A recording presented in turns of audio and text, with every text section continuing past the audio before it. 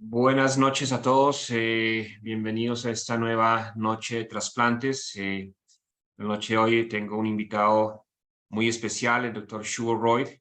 Él es bioingeniero de la Universidad de California en San Francisco. Hoy nos va a hablar acerca de la evolución que ellos han tenido durante ya casi más de 20 años en su proyecto que es el The Kidney Project. Dr. Shuvo Roy hoy nos ha querido participar en vivo, entonces al final podemos hacer las preguntas. AstraZeneca patrocina esta noche de trasplantes. Han sido ya casi 100 años. En 1900 estábamos revisando el dato, en 1923, 24 fue el primer, se hizo la primera hemodiálisis en el mundo.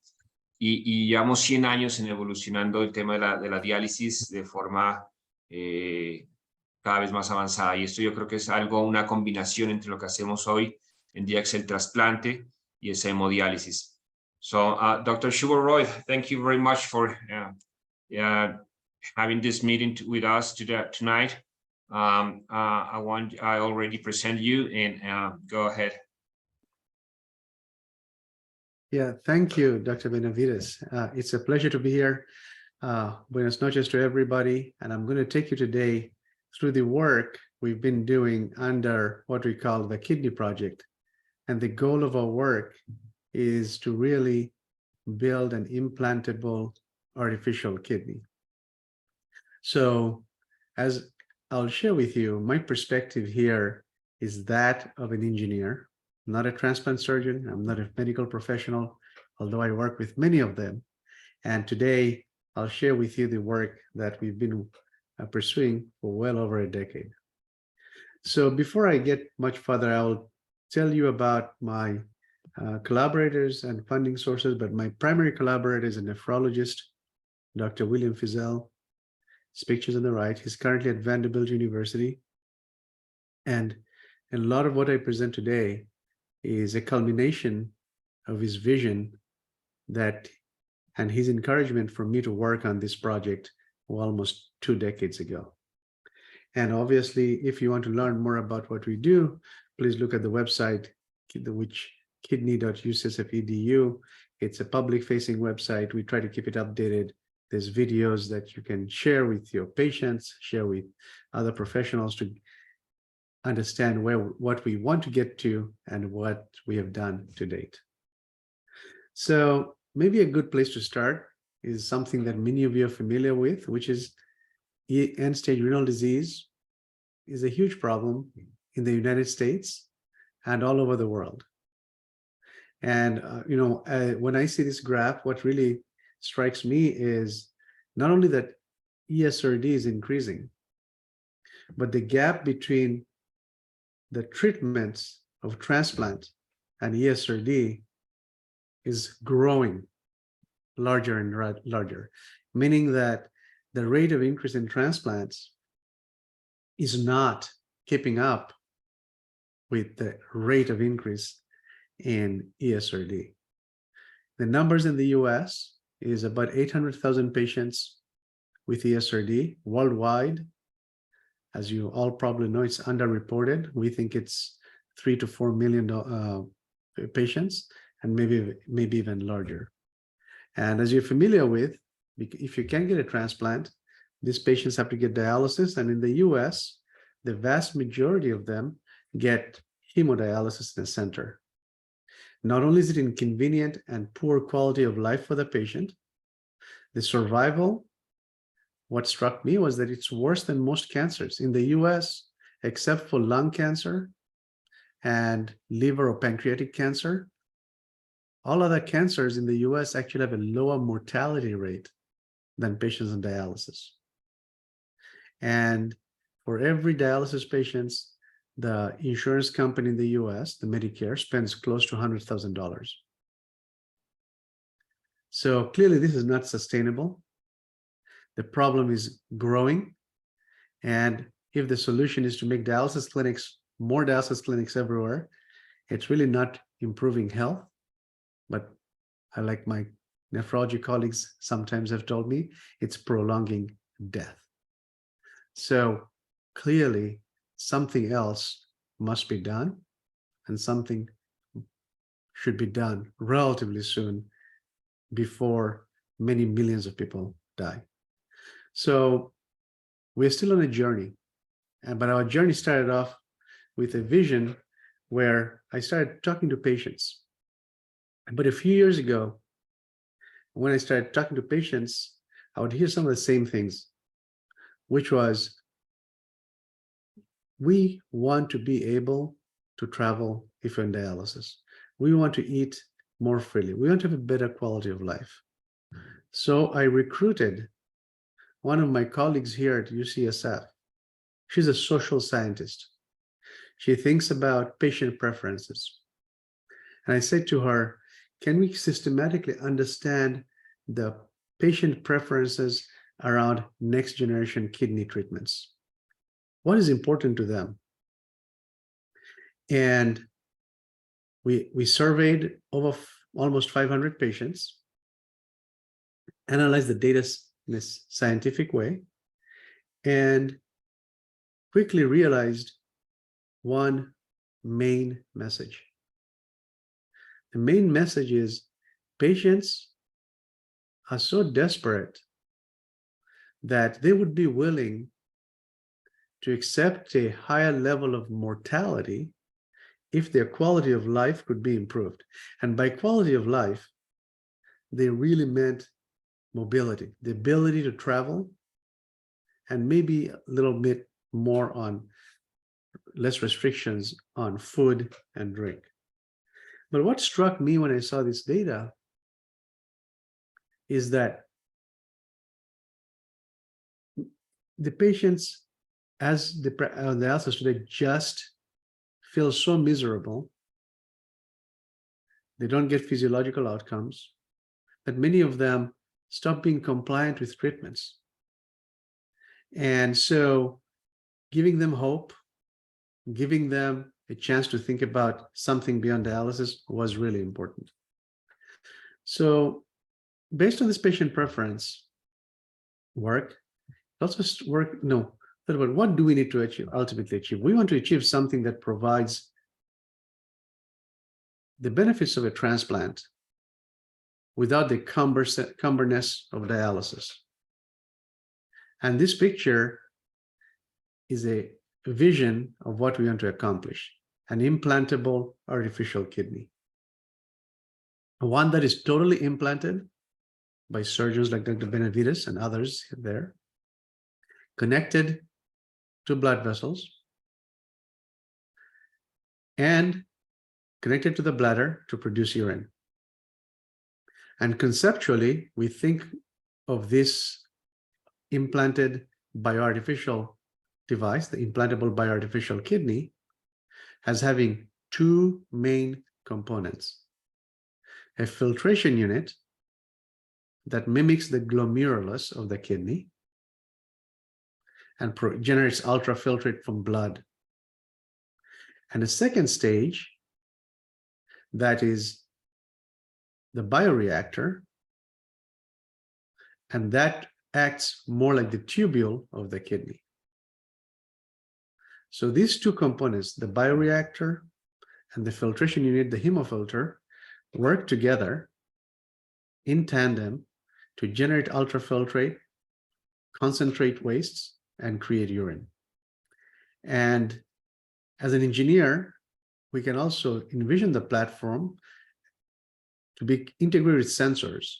And if we have sensors, we can not only monitor the function of the device, but we can also monitor the status of the patients.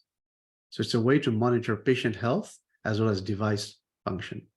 So we started with that vision, I want to say almost 20 years ago. And then the journey has been, how can we move forward? So today, I'll share with you where we are. That was the vision. Here is the proof of concept. You're seeing this on the left-hand side. It is maybe the length of a cell phone, an iPhone, thickness of 2 packs of cards, and the top part is the mechanical filter, the hemofilter. The bottom is the cellular component, has kidney cells in it. And the filter has membranes that you can see in the picture here. And the bioreactor houses kidney epithelial cells. We have been able to show that this can be put into a pig, and we've kept the device with cells to show the proof of concept that we can create urine as one would with an artificial kidney. So there's a lot of surgeons in the audience, so I thought I'd show this. What you're seeing here is our attempt, the very first time, to put together the device into the pig's anatomy. Here's the device showing the bioreactor and the hemofilter. The purple is a catheter that's going into the bladder. And then you can see at the bottom here are ringed grafts that go to the iliac vessels. And we close this up in the retroperitoneal space. And I'll play this video so you can see the very first time blood goes through the device. And it's operated not with a battery. The device operates based on the animal's blood pressure alone. So we've got blood flowing through the device, generating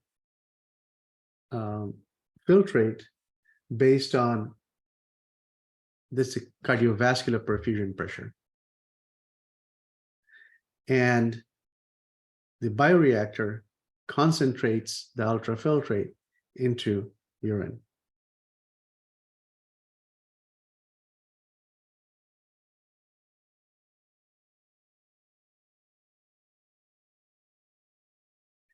And right before explant, we have an assay in our lab where we test everything for 3 to 7 days to determine if our device is going to work. So this is a very short-term experiment.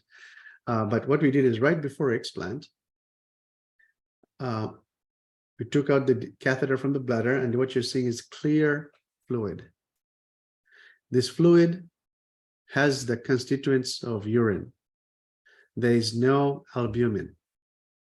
There's no red blood cells. There's no platelets. It's got creatinine. It's got urea, etc.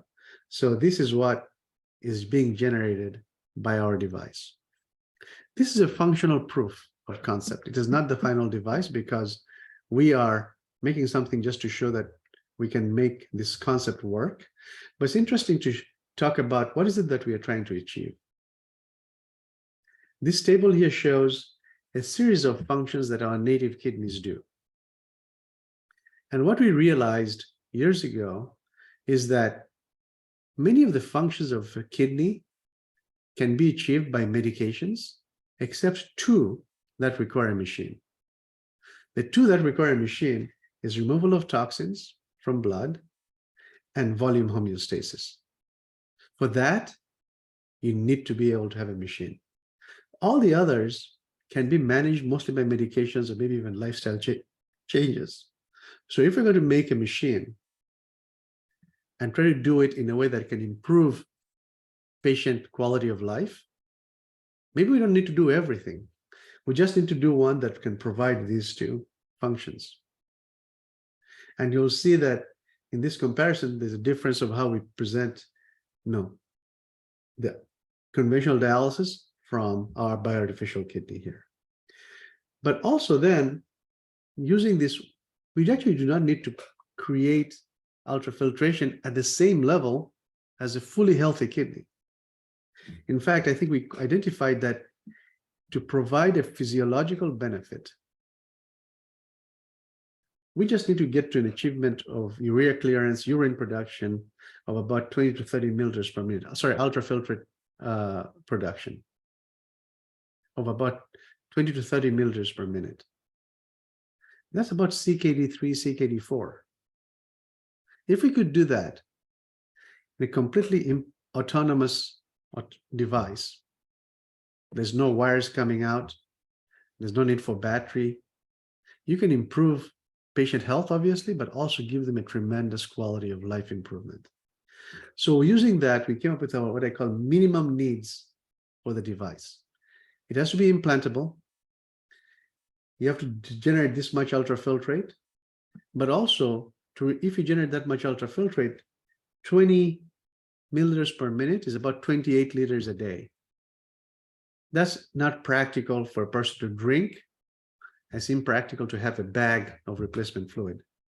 So to provide volume homeostasis such that we only pass urine about 2 to 3 liters, we should use the bioreactor that mimics the tubule, and it sets the operational parameters of what we should achieve. And the bioreactor must achieve this much removal of salts. And if we do that, then we can, with salt removal, drive volume reabsorption from ultrafiltrate back into the bloodstream and achieve a urine production of 2 to 3 liters. So this is important to understand, that we're not trying to make the full functional kidney as in 100% healthy kidney in a human, but we start off as a minimum, we need to get to 20 to 30 milliliters per minute. And if we do that and provide volume homeostasis, you can achieve something that's a quantum level in health improvement. And that is what's been driving our approach in the work. And this work is really envisioned based on the efforts of a pioneer in renal cell therapy. This work by Dr. Humes was done in the late 90s, early 2000 at the University of Michigan here in the United States. He used to treat acute kidney injury patients, often with sepsis. And as some of the nephrologists and critical care physicians know, the mortality rate is very high for these patients, even more so then, despite intensive dialysis of 3, 4, 5 days. So Dr. Humes hypothesized that clearly just removing toxins was not enough. Maybe you need to provide more function than just the filter function of the kidney. And so he connected the dialyzer cartridge in the same architecture of a nephron. So he connected the first dialyzer cartridge in a CRT setup, and then connected that to a second dialyzer cartridge, into which he seeded kidney cells from a cadaver. So he extracted cadaver kidney cells, lined them into the second cartridge he called the bioreactor. So this architecture mimics the nephron, and after a series of preclinical studies, series of benchtop, he was confident that this may actually have some benefits for patients. He got approval from the US FDA to try it on very, very sick patients. The amazing thing for me was that what Dr. Humes was doing was he used a hybrid approach. He basically used the first cartridge as a hemofilter, as the glomerulus, because he said, well, that's good enough. We do not know how to grow the glomerulus in a tissue engineered environment. Let's just construct it. Well, the second part, the sophistication of the tubule, he said it's too hard to do it by engineering. So let's just grow cells to capture the functions of the tubule. So I call this construct what we cannot grow and grow what we do not know how to construct. This hybrid approach he implemented really led to clinical benefit. So in a series of phase 1 and phase 2 clinical studies, he was able to show a 50% mortality reduction by use of the renal assist device relative to standard of care, which was CRRT. And what you notice here is a lot of equipment, a lot of tubing, and a lot of electrical power needs. But it is fundamentally a bioartificial kidney. And this inspired us to take on this project where Dr. Humes has shown the feasibility at a fundamentally scientific level. And then we bring the engineering toolkit to miniaturize the renal assist device. And that is our journey towards making an implanted device to provide kidney function. And we call it the Kidney Project. So maybe it's instructive to think about how do we go about doing this. To miniaturize this, we should look at the existing filter material they use today, which is the hollow fibers that's in the dialyzer cartridge. Here's a single fiber, and I'm showing the cross-section of the wall. And what you'll notice is the wall is relatively thick, about 40 to 50 microns. It's got a spongy-like network, and the pores are not uniform. As an engineer, I thought, well, let's compare this to what a native kidney filter looks like. And what you're seeing here is histology, scanning electron micrographs, transmission electron micrographs of the glomerulus of a native kidney. One that struck me was the very thin, only fractions of a micron, not tens of microns like the polymer membrane. Secondly, the pores are uniform and slit-like. They're very narrow slits, not pores that are circular that we immediately think about when you think of a filter. And it's also interesting that in nature, we have a lot of filters, like in this baleen whale, where the filter feeding happens through slit-like pores. So I actually got interested, why is nature prefer slit-like pores in the whale, in the kidney? And so I worked with a chemical engineer, Dr. Andrew Zidney, and we analyzed and basically came to the conclusion that slit-like pores are more efficient in selectivity. They can discriminate better than pores that are circular. And for a given volume flux, you get more selectivity, and for given selectivity, you get more volume flux for the slit shaped. And you'll notice here, these little squares, those are silicon membranes, while the triangles and the unshaded squares and the circles are actually the polymer membranes that are normally used in most dialyzers. So it's interesting to just conclude that slit-like pores are actually better for filtration. So we said, well, can we actually make membranes that look more like the kidney basement membrane? And to do that, we looked at the technology that can let you pattern features down to the size of molecules. And that's the same technology used to make electronics. Electronics technologies that is used to make our phones. We are communicating today via the internet. So this follows the procedure to make silicon wafers into electronics, into airbag sensors and whatnot. But you can actually control the feature sizes down to only a few nanometers. So we took this technology and applied it to create a new membrane. And what you're seeing here is a silicon wafer, and photograph, and the middle and the right are scanning electron micrographs, one from the top and one from the cross section. But these silicon nanopore membranes, as we call them, have a pore geometry that looks more like the kidney's basement membrane. Because it's so thin, it has a low resistance to mass transfer. So we could use very little driving pressure. And because you can make it in an industrial manufacturing way, you can make many, many of them with high quality and reliability. So let's look a little closer. Here's a comparison between a standard polysulfone membrane that you have in a dialyzer cartridge and our silicon membrane. These are cross sections. Our membranes are almost 70 times thinner than the polymer membranes. That means we need a lot less driving pressure. And that translates into this parameter called hydraulic permeability. It means that we have a membrane that requires such a low driving pressure that we can just run this without the need for electrical pump. Just the heart is enough to generate ultrafiltrate. And because we can control the pore size, we have a much sharper cutoff compared to hollow fiber polymer membrane.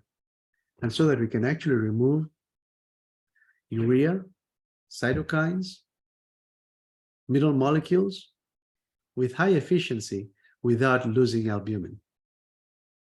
This is similar to how our native kidneys do it, unlike polymer membranes where you may remove the urea very well, but do not remove middle molecules at all, or remove it very poorly. So we have improved clearance. We also looked at the ability of these membranes and the sieving coefficient. What can pass through the membranes, what doesn't. So we took a highly concentrated cocktail of biological molecules, albumin, insulin, cytokines, glucose, and challenged our membrane to it for 6 hours. And we noted that there's no passage of albumin, no passage of any antibodies, but almost 100% passage of small solutes like glucose and insulin, and the immune molecules did not go through, went through very little. So in principle, such a membrane could allow for cell encapsulation without the need for immunosuppression. We then had to address the challenge of blood compatibility. You have a foreign material. And anybody who's familiar with vasculature knows anytime you have foreign material exposed to blood, the tendency to coagulate could be catastrophic for the patient. So we undertook a project to modify our membrane surfaces in such that we are able to make the surface blood friendly, but still allow for transport of small molecules. And we took the approach of coating the membranes with 1 to 2 layers of biologically friendly molecules, sometimes polyethylene glycol, sometimes oligosaccharides that are similar to what we have in the glycocalyx of the blood vessels.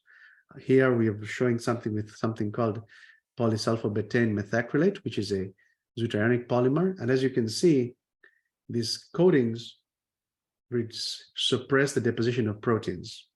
And if you can suppress the deposition of proteins, you can avoid catastrophic thrombosis. And here is scanning electron micrographs where you show samples of our membrane material after being implanted in pigs for up to a month.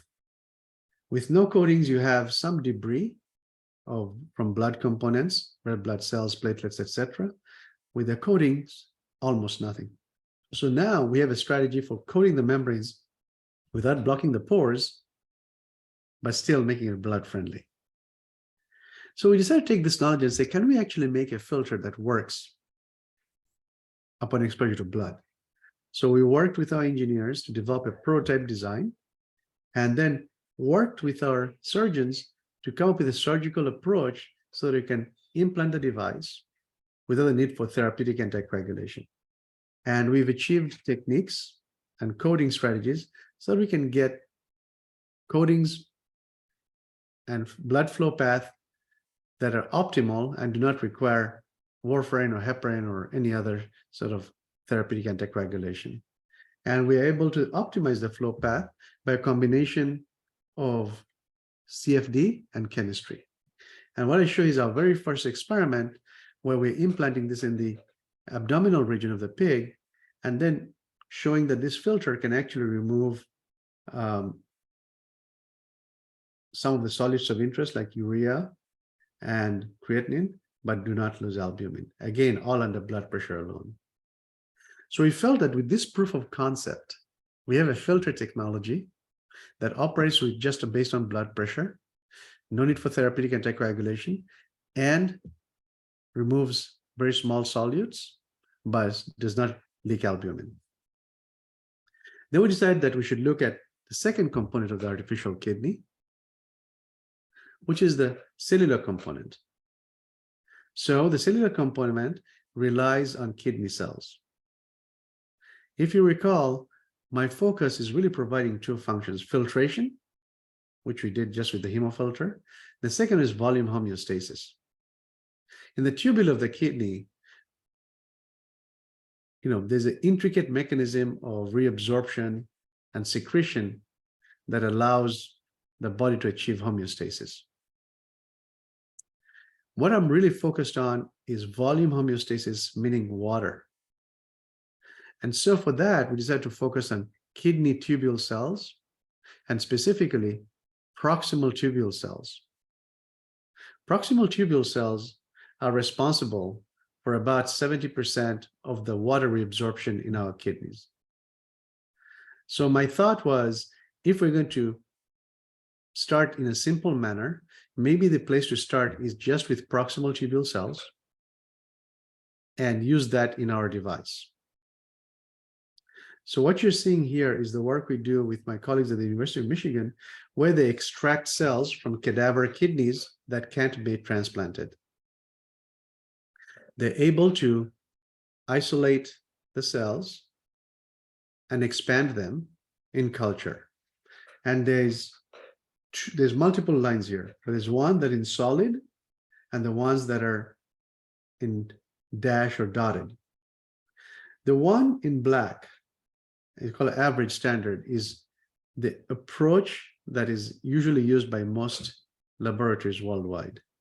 They get kidney cells, they have a protocol to expand the kidney cells, and you can only double the cells a few times and in culture before they become non-functional.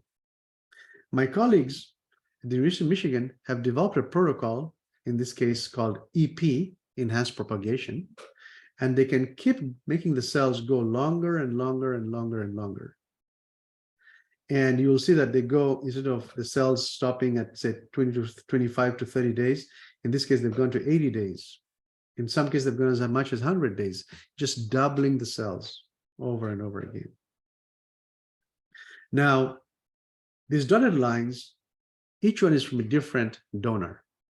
The one in green is a more prolific donor, and if I'm not mistaken, it's a younger donor, very healthy. While some of the ones that you see below were older and sicker. So there is a variability we have to be aware of when you take these kidney cells from cadaver kidneys. But for proof of concept, we felt that was okay, but we have an approach to get to many cells from a single donor by using this enhanced propagation protocol. So we took these cells and we were able to plate them on our membranes and show that they actually get to the phenotype that's desired. Here you can see the cells showing the tight in green, the tight boundary junctions. The blue shows the nuclei, the DAPI stain. And if you look closely, there's some red dots. Those are the dots that mark the cytoskeletal actin, which is a biomarker for the cilia. The cilia of the proximal tubule cells is what's responsible for modulating the transport across the cells. And it's exciting for us to see that because it means that we have achieved through our protocols the function of the proximal tubule cells phenotype on our membrane. Presumably, this is going to work as it should in the kidney tubule. So with these cells, we said, let us do an experiment where we test our value proposition. What do I mean? The value proposition is, well, do they actually move water? Do they stay functional and without immune suppression?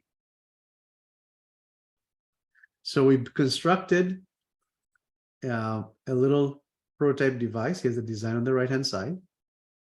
Again, as a proof of concept, and we took primary human immune cells, put them in the device, and used our membranes for protection. No other immune suppression drugs.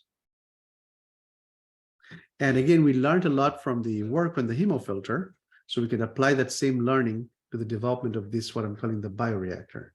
And you're seeing the very first sets of experiments that we did the bioreactor. We implanted this in the neck, so we have easy access to ultrasound imaging of the blood flow. You can see the inflow, catheter, outflow graphs rather. And then each of the little shaded squares in gray is kidney cells. And we have put the proximal tubule cells in this, and again, connected into the carotid vessels. The device runs just based on blood pressure. Again, no systemic anticoagulation. And again, no immune suppression. And we decided to terminate it to see if there's any acute rejection symptoms. So after 3 days, we explanted, and then we looked at the cells. Again, most of the cells were viable, over 90%.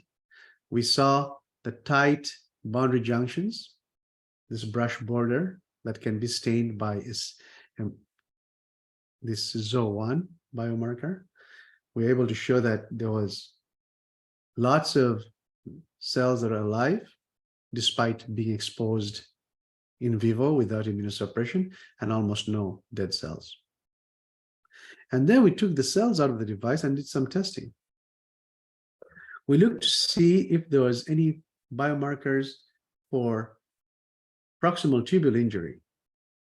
Some of the nephrologists are familiar with the molecule NAG, and this is a way to determine if the proximal tubule cells have been damaged. And what you'll notice is that we have a positive control outside that we exposed to immune system, and there's a lot of this, the NAG, whereas the one that's implanted was very minimal, almost no expression of NAG relative to control in the incubator that is not exposed to any immune components.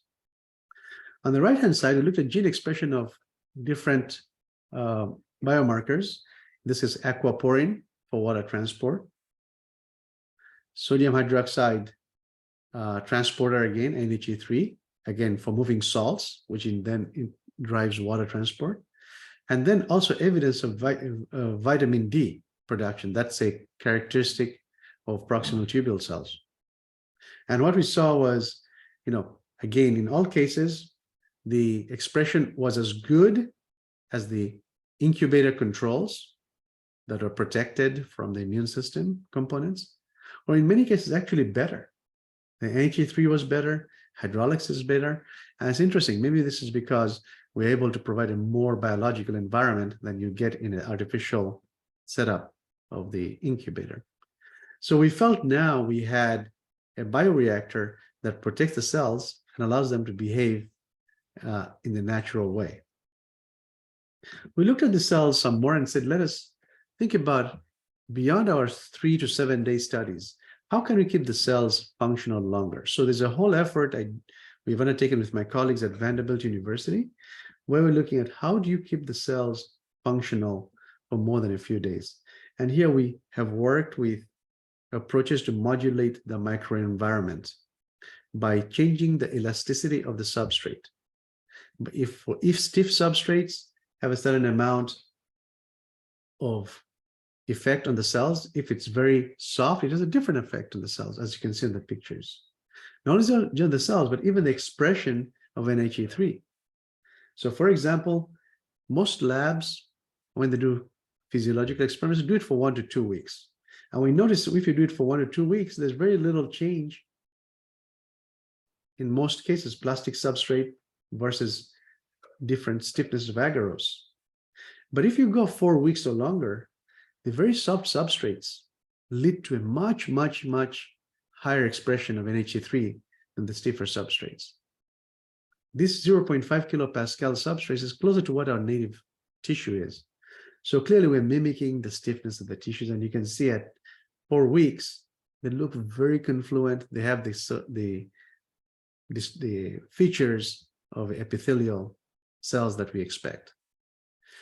This is early work. It shows 4 weeks. More recently, my colleagues at Vanderbilt have taken this work, and we've gone almost up to 1 year to show that the cells remain this way in the lab. This is not implanted. This is in the membrane and the coatings in the lab. So then we said, okay, can we actually achieve water transport? How can we optimize the cells for water transport?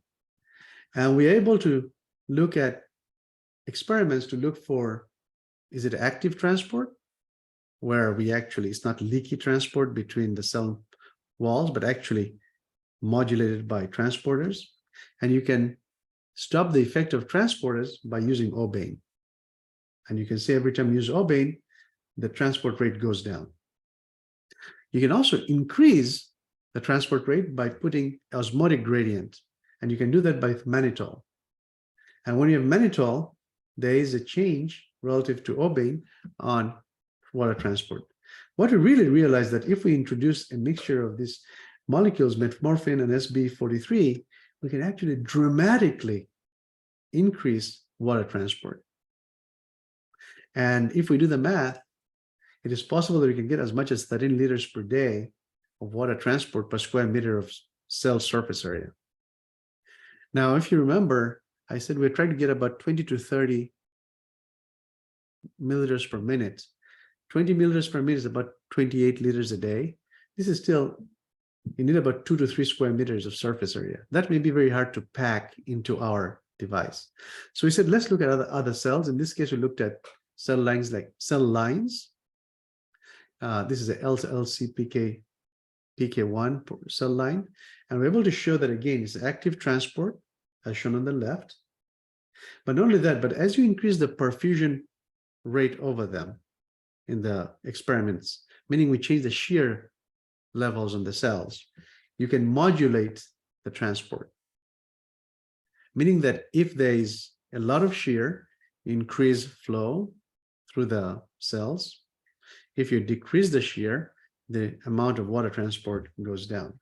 But what is interesting to me is if we did this, it is theoretically possible to get to numbers as high as 70 liters per day per square meter. So this is within, you can reason of something we might be able to pack into a device that can be implanted. So this is ongoing work showing that cellular transport and its optimization is possible by not only modulating the surface texture and microenvironment, but also the shear you apply across the cells. So this work sets the stage for what I showed earlier. So we did all that work and said, let us bring everything together from the filter work and the cellular work. And that was the CAD design. That's the CAD design on the left and the prototype that you saw on the right.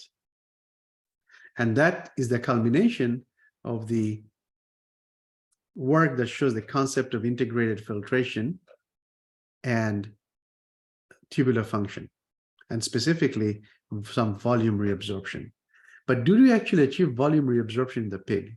So this is what I looked at when I saw, when you put our device. Our device has very limited surface area, has very limited number of cells.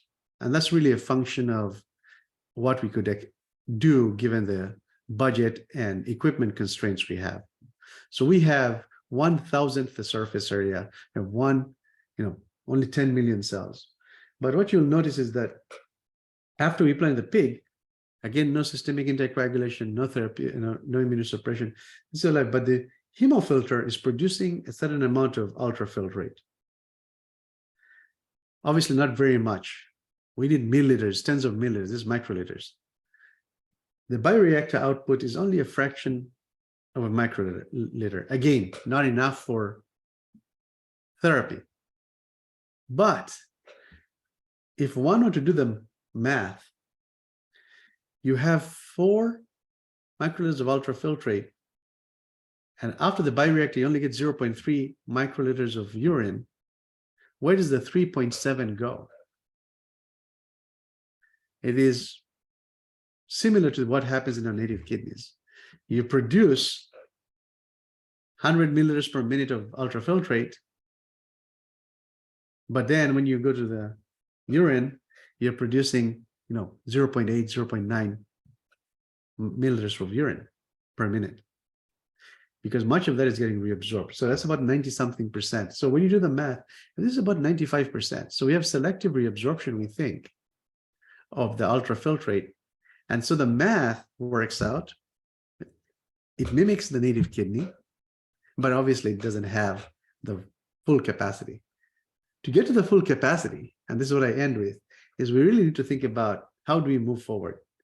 We have to move forward where we basically build a device that will take into account what the patient needs. The patient doesn't need 100% kidney function. They need enough to be able to move. That's what I get to center it around the patient needs. You also do not need to create a kidney in a petri dish or completely mechanical device. We took an engineering approach where we did a hybrid, mechanical and cell therapy. And then we developed first the component technology, showed that it was blood compatible, showed there's no need for immunosuppression, showed that it's compatible with the blood flow rates and the physiology of the pig. And then we decided that we should test it as a functional prototype. to demonstrate the feasibility that you can produce urine. This is the culmination of the vision that Dr. Humes had of putting together two dialyzer cartridges. One is acting as a hemofilter, one acting as a tubule. And what we have done is developed an implanted version as a proof of concept. And to then we'll have to move this to the next level, which has to go to a human. So let me end there and say thank you for your attention. I appreciate you giving me your time, and I welcome you to visit me when you're here in San Francisco in the United States. Thank you.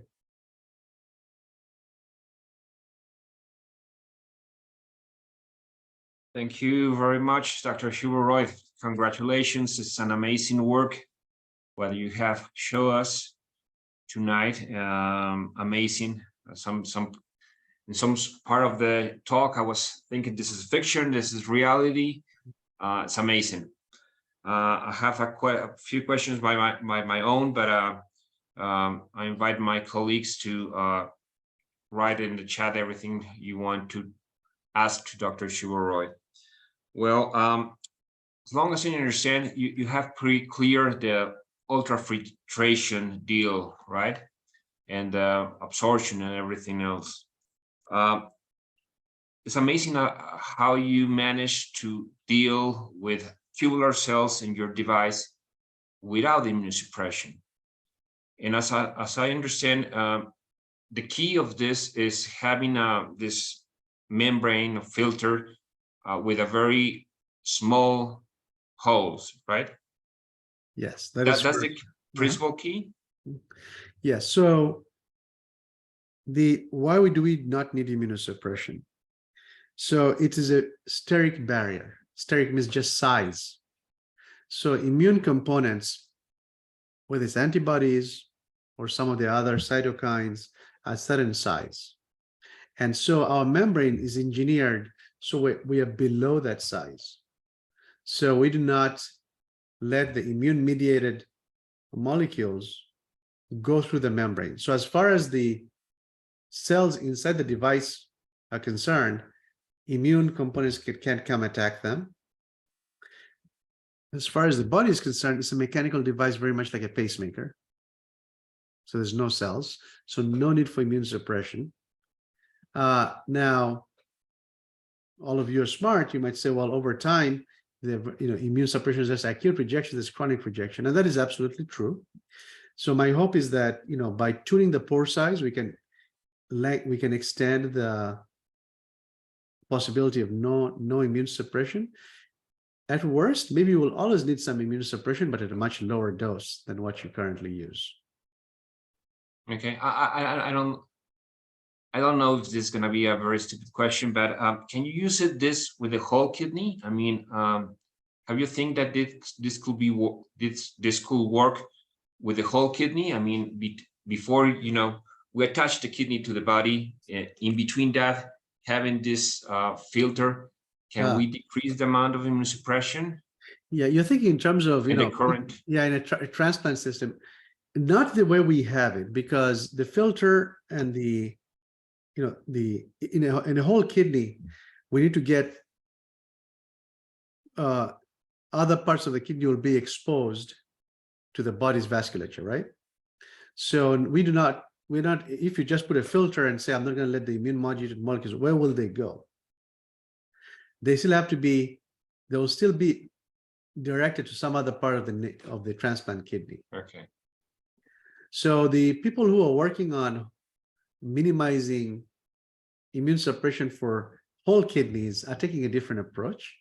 They're taking the approach of maybe gene editing molecules so they don't have that reaction. I'm gonna start reading some of the questions in the chat. Inge Arroyave, about the production of erythropoietin and vitamin D. Well, you want to respond to that? Yeah. So it's a great question. Like, how about EPO and vitamin D? Vitamin D we're getting, right? We're getting that based on the proximal tubule cells. We're seeing that vitamin D hydroxylase, that's evidence of vitamin D production. Erythropoietin, no, not currently the way we have it.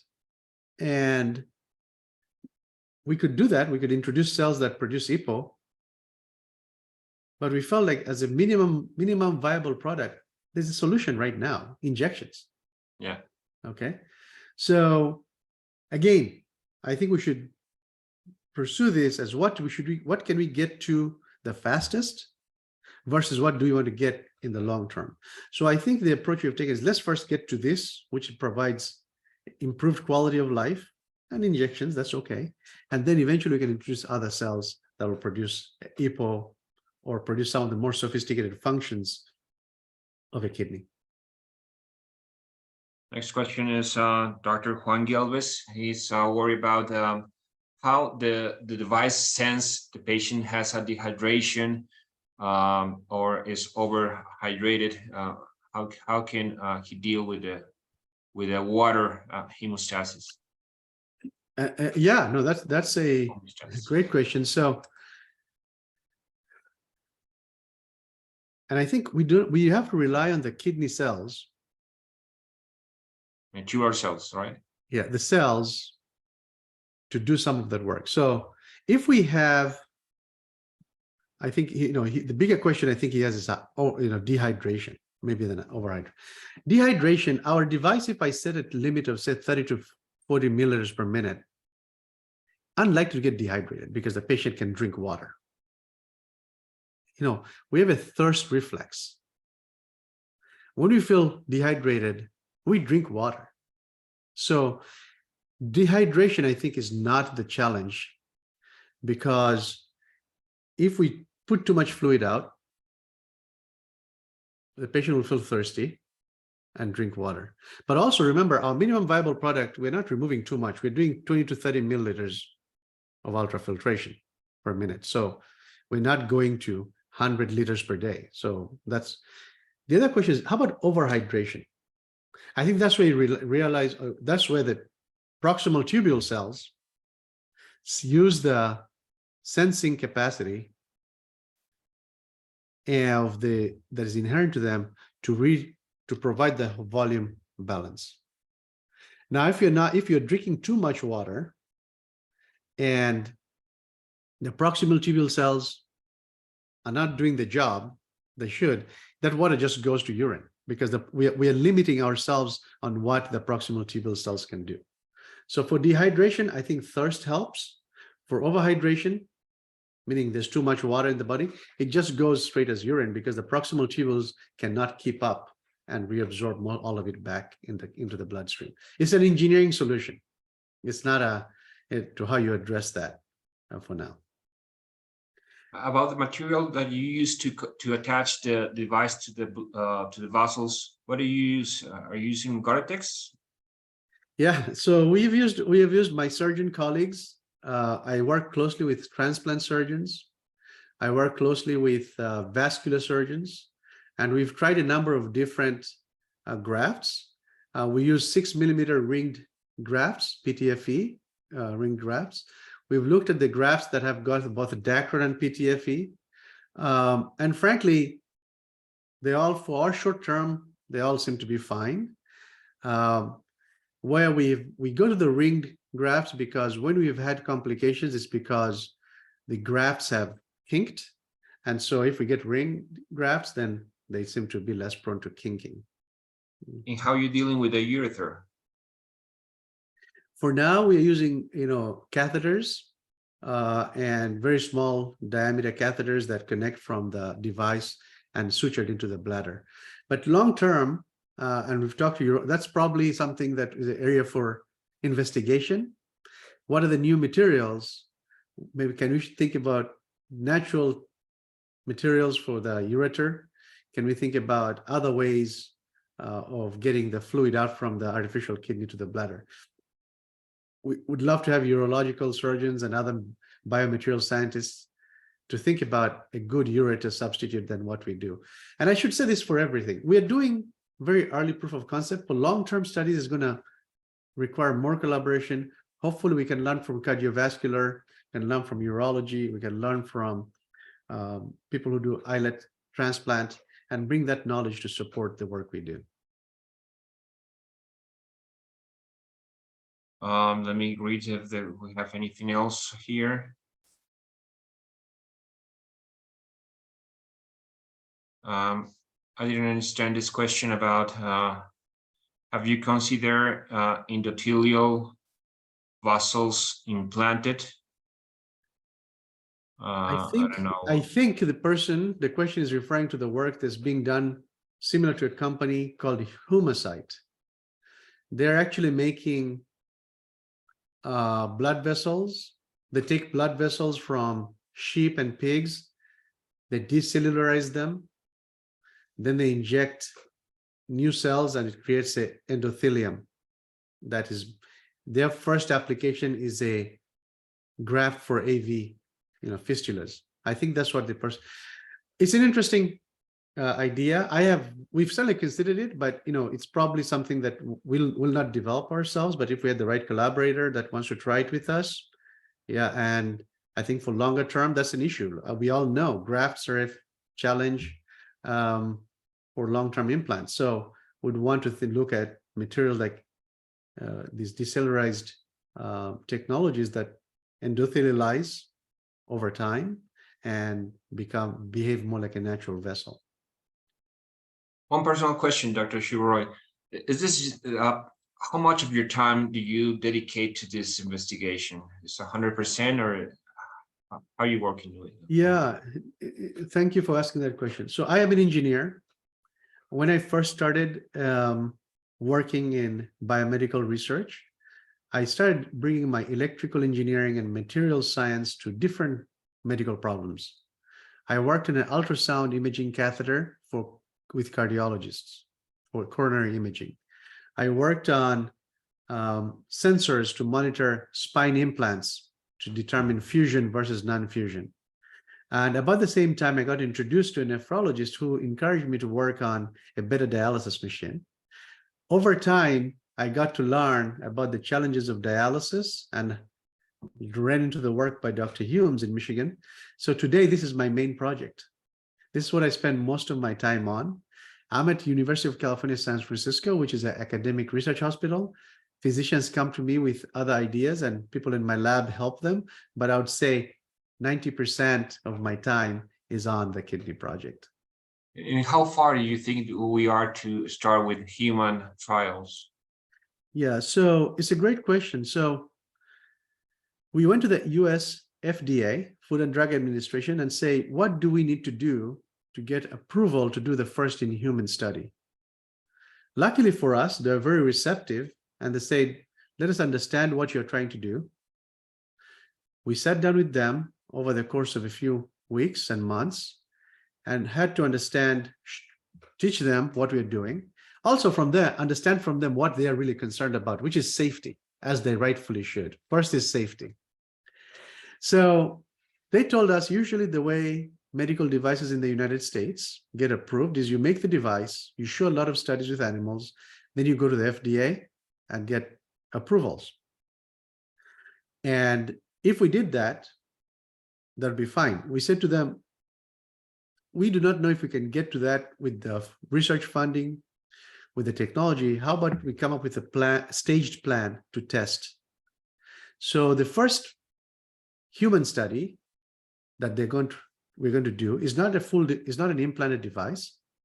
It's going to be a device like I showed you today, but do it as an extracorporeal device in a very sick ESRD patient, just to show that the device is safe, doesn't cause adverse reaction to the patient, but more importantly, the patient doesn't cause an adverse reaction on the device.